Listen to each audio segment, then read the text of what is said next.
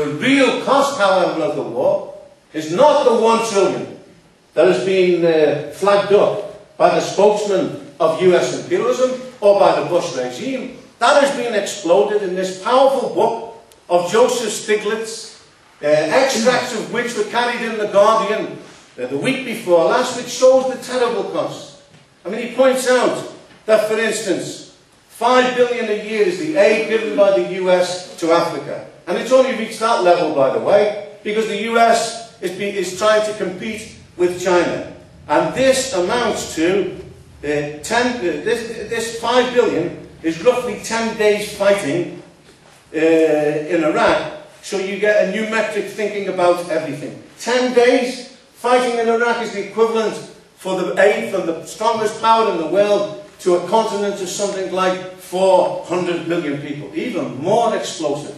Stiglitz puts the cost of the war, when measured not in terms of casualties, when it's measured in terms of US troops injured, of what it costs to the US alone, leave aside the cost to Iraq. It will come between $2 to $3 trillion over a period of time. That's the real balance sheet of the loss, of the catastrophe that has developed in Iraq. The only sector which supported the intervention of the Iraqi people were the Kurds. And I remember, we had along at even some of these meetings, certainly at public meetings, representatives of the Kurdish community in Britain, some of whom, by the way, were on the left. And when we tried to convince them that the invasion was not, the US imperialism was not acting as a benefactor for the Kurdish people, we got nowhere. We said to them, US imperialism will drop you like a hot brick. You're so much small change in the calculations of US imperialism from a world point of view. What a graphic demonstration of the correctness of that position. With the intervention of Turkish troops into Kurdistan, allegedly to crush the PKK that they're not capable of doing, but which is a warning to the Kurdish people in the north, and moreover with the benediction and the support of the Bush regime itself. And that, by the way, is because of the situation, the underlying economic situation that exists throughout the region, where Turkey is a far more powerful geopolitical ally for US imperialism itself. The US will struggle to hold on to their bases in Iraq, but their purpose now is not direct military domination. US imperialism is an imperialism of bases to maintain a jumping off point to intervene against the social and political movements that would develop in the Middle East itself. The Middle East is not, unfortunately, the time to deal with this. It's an absolute catastrophe. Could one imagine, in the worst case scenario, the catastrophe that exists, for instance, in Israel, amongst the Palestinian people at the present time? You have here in Gaza perhaps the biggest open-air prison in the world. You have the third and the fourth world collaborating alongside of one another, where the average per capita income of a Palestinian is $800 a year. The average per capita income of an Israeli is $24,000 a year. The bombing of Gaza led to the scenes this week, first of all in the West Bank, where the Palestinian masses turned out with absolute rage.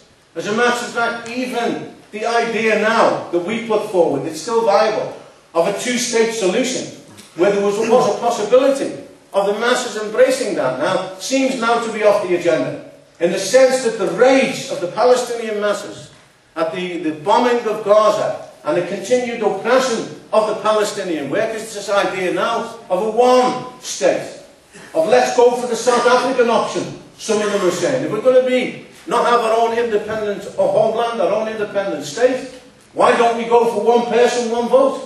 And that puts the Israeli ruling class on the back foot. As a matter of fact, they will never exist it. Even less than in South Africa, with the Afrikaners, would the Israeli ruling class accept that option. So therefore, while this is a temporary phenomenon, our demand, or our suggestion, to be more accurate, of an independent Palestinian state and an independent Jewish Israeli state in the context of a socialist confederation of the region still retains its validity. The key question, whether it's one state or whether it's two-state, is what force can give freedom to the Palestinian masses. That is only the working class. And it's not just in Israel. It's not just in Palestine. And the Israeli working class is powerfully, it's got enormous potential power. Our section, our young section, is having a great effect in Israel at the present time. But an indication of the future is shown by the developments in Egypt, in particular the strikes of the workers in the recent period, that shook the Mubarak regime much more than the Muslim Brotherhood or all the Islamist forces that are the official opposition in Egypt at the present time. And therefore, it's the working class from a world scale that is key as far as this is concerned. Another arena of the world, which is vital even in relation to our work in Britain, is of course in Latin America. We've just had an extremely successful Latin American school of comrades like Tony and Carl will speak on in the course of the discussion, hopefully on international events. Our position on the new mass workers' party has been borne out by the developments in Brazil. I visited, as comrades probably know, Brazil in October with Linda Taaffe. We've got a marvellous organisation there. And it's not an accident that different groups are coming towards our party in Brazil and towards the CWR. But the most interest, perhaps, in relation to Latin America is the arc of instability, as the bourgeois put it, in the Andean region of Venezuela, of Bolivia, and of Ecuador. And of course, Venezuela is crucial in relation to our work in Britain because of the interest that exists amongst you. Similarly, by the way, in relation to Cuba. When Castro resigned, we wrote material in the paper. I'm not going to develop that in any detail here today. But big meetings have been held in different parts of the country. And why is that? Because partly of a reappearance and a re-interest in socialism, but also of Cuba being identified as the last outpost, if you like, of socialism. It's not socialism as we understand it. It's a planned economy, but nevertheless has enormous attractive power to the working class from a world scale. Venezuela is in a similar situation, but not to the same extent, because the working class in Venezuela, as the comrades will report, have not put their stamp on the situation. As, for instance, was the case in the Cuban Revolution of 1959, when there were elements of workers' control in that movement. It wasn't a healthy workers' state, but it nevertheless had enormous kind of interest worldwide because of the Elan, because of the attractive power of Castro, of Guevara, and now because of the achievements in housing, in education, social services, and so on. We have to support that, but we have to raise the question. In the transition from capitalism to socialism, the conscious control of the working class is absolutely vital, without which it's impossible to move towards the first stages of socialism. And that, by the way, is not just the case in the backward, in the neo-colonial world.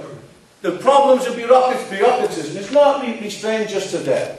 We will see in Britain the problems that the workers' movement have in relation to the horrible bureaucratic impasse in the privileged officialdom that exists in the trade union movement in Britain. And everywhere, by the way, even if we made a revolution, and we will do, in Britain and the advanced industrial countries, we'll have enormous advantage in the cultural level, in the education and the awareness of working class people, without the backwardness, the illiteracy and so on that existed in Cuba, the problems of a cultural backwardness that existed in Russia. We'll have an immeasurable advantage. But everywhere, and under all circumstances, bureaucratism, even in an advanced industrial country, will manifest itself unless there's democratic control and management by the working class. This is not an incidental detail. This is the control of the state by the working class of their state, and by the way of the independence of their organisations from their state as well, of the independence of the trade unions in the transition from capitalism to socialism. So we're not talking about a detail here that is just incidental. Oh, let's leave aside the character of the state. Look at the achievements of Cuba. Yes, we hail the achievements of Cuba, but we believe in telling the working class the truth.